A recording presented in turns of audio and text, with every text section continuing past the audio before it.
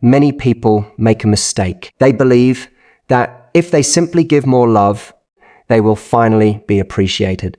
But sometimes giving more only teaches someone to expect more. The truth is, people often recognize the value of something when they can no longer access it in the same way.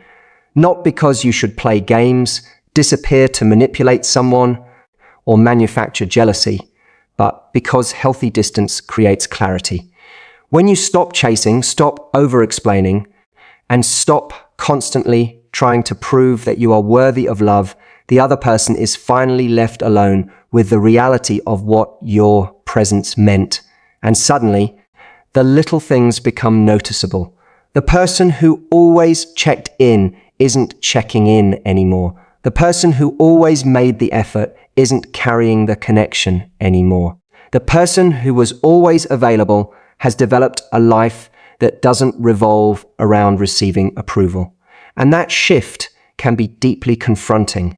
But understand this, your goal should never be to make someone hurt. Your goal is to stop hurting yourself. There is a profound difference between withdrawing love as punishment and withdrawing effort, because you have finally learned to respect yourself. One is manipulation. The other is maturity. When you value yourself, you stop asking, how can I make this person realize what they're losing? And start asking, why am I continuing to give so much where I am not being valued?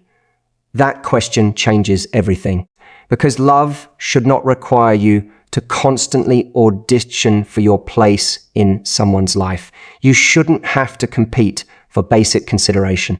You shouldn't have to become smaller, quieter, more convenient, or endlessly forgiving just to keep someone interested. Sometimes the most powerful thing you can do is simply stop doing what was exhausting you.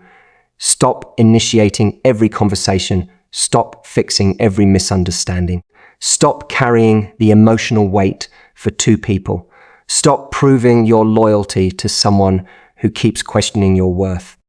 And when you do that, you create space, not for punishment, but for truth. They get to experience the relationship without your constant effort holding everything together. And you get to discover something even more important, whether the connection can survive when you are no longer abandoning yourself to maintain it. Your absence doesn't create your value. It reveals whether your value was ever being recognized. There is a kind of love that feels powerful because it gives everything. And then there is a kind of love that is powerful because it knows when to stop giving at the expense of itself. The difference is self-respect. You can love someone deeply without making them the center of your entire existence. You can care about someone without abandoning your own needs, standards, boundaries, and identity. And when a woman realizes that she had someone who genuinely loved her while still being capable of walking away from disrespect, that realization can be incredibly painful. Because sometimes what people miss isn't simply the attention you gave them. They miss the emotional safety, consistency, patience, encouragement, and genuine care that came with you. They miss the person who believed in them, listened to them, and showed up when things were difficult. But eventually, they may realize that all of those things were being offered by a person who was not weak or desperate. You were choosing to love them, and choice is what makes love meaningful. If someone stays because they are afraid to be alone, that isn't the same as someone staying because they genuinely want to build something with you. When you can stand on your own, your love becomes a gift rather than a demand. You're not saying, I need you to complete me. You're saying, I am already whole, and I choose to share my life with you. That distinction changes the entire dynamic. Because when you love someone from insecurity, you tolerate things you shouldn't. You over-explain. You chase reassurance. You accept inconsistent behavior because you're terrified that asking for more might cause them to leave. You slowly teach yourself that keeping the relationship matters more than keeping your dignity. But when you love from self-respect, you develop a different standard.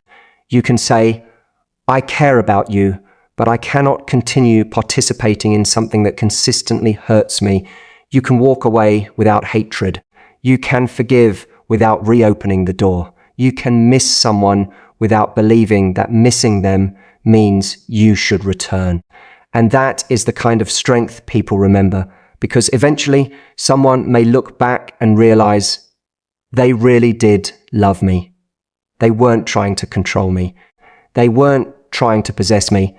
They simply wanted to be loved with the same sincerity they were offering.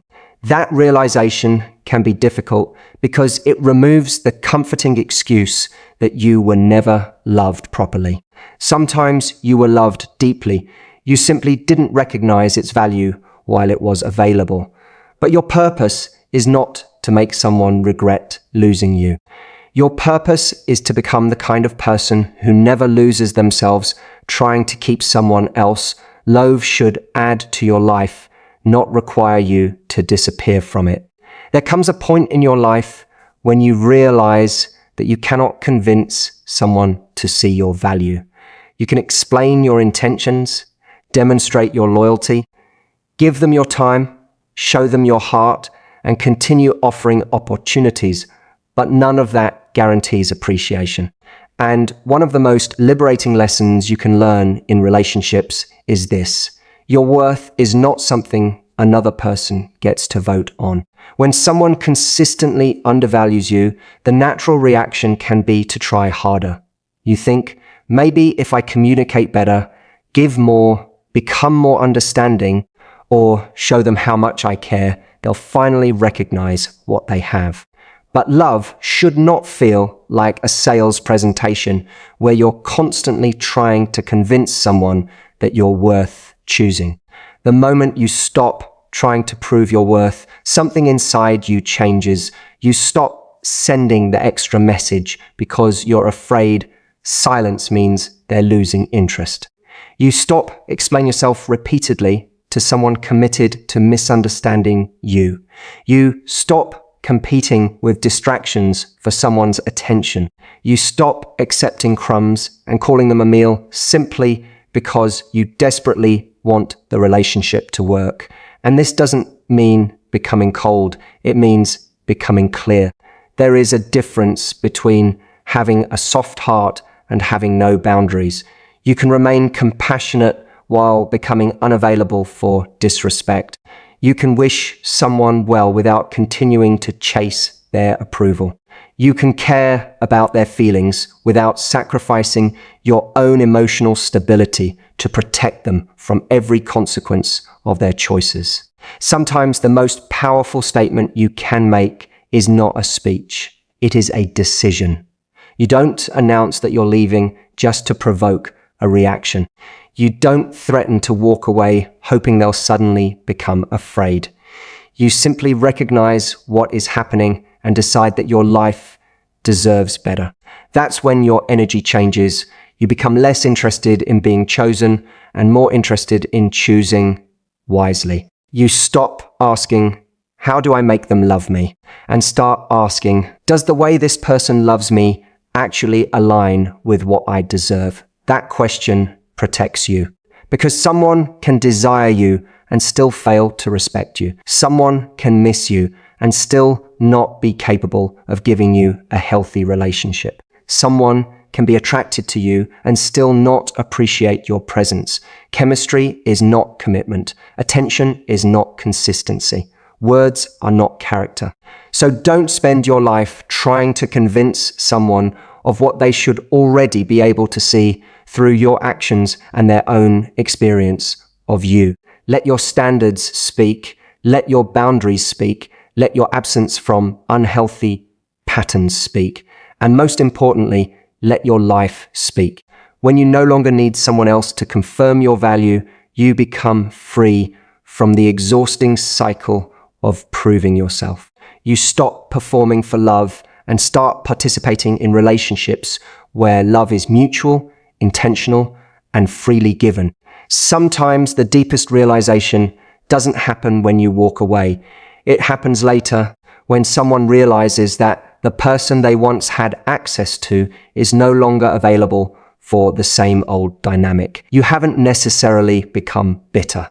You haven't necessarily stopped caring. You've simply changed. And that change can be more powerful than any argument, explanation, or dramatic goodbye. There is something confronting about discovering that someone who once waited for your attention is no longer waiting. The person who used to respond immediately now has a life of their own. The person who constantly tried to repair the connection is no longer carrying the entire relationship. The person who once accepted inconsistency now has standards that require consistency. And suddenly, the old assumptions no longer work. But here's the important distinction. Don't change yourself to make someone regret losing you. Change because you finally understand that your life is too valuable to remain trapped in a cycle that keeps diminishing you. When you stop participating in an unhealthy pattern, you remove the comfort of predictability. If someone was accustomed to giving you very little while receiving a great deal from you, your boundaries may feel like a sudden loss to them. They may begin remembering the things they once overlooked. Your patience, your humor, your encouragement, your loyalty, the way you listened, the way you made ordinary moments feel meaningful. And sometimes people don't understand the value of something while they have unlimited access to it. But your responsibility is not to make them suffer for their realization. Your responsibility is to keep moving forward. This is where emotional maturity becomes so important. You don't need to post messages designed to get their attention. You don't need to create jealousy. You don't need to make sure they know how happy you are. You don't need to perform your healing for an audience. Real growth is quieter. You build your routines. You strengthen your friendships. You pursue your goals. You become more intentional about who receives your energy. You stop confusing familiarity with compatibility. You stop believing that history automatically earns someone continued access to your future. And if they eventually come back, you don't ask only, do they miss me? You ask, what has actually changed? Because missing you is an emotion. Valuing you is a behavior. Someone can miss your presence and still repeat the same patterns. Someone can regret losing you and still be unable to offer the consistency, respect, and emotional maturity that a healthy relationship requires. So don't measure your worth by someone's regret. Measure your growth by your ability to choose yourself without needing revenge. The greatest transformation happens when you no longer need someone to realize what they lost because you have already realized what you gained. Your peace, your standards, your independence, and the ability to love without abandoning yourself. And once you understand that, you stop waiting for someone else's realization to validate your decision. You become committed to a life where being valued isn't something you have to beg for. It is part of the foundation of the relationships you choose.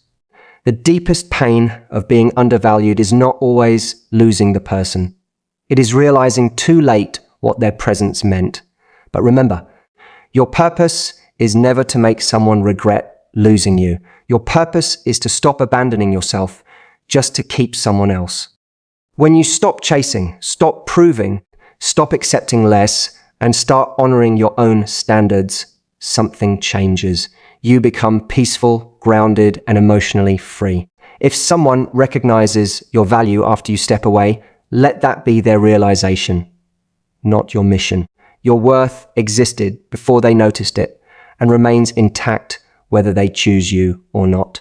The right relationship will not require you to constantly convince someone to appreciate your heart. Thank you for listening and for giving yourself the time to reflect on these truths. If something in this message spoke to you, carry it with you, not as a reason to become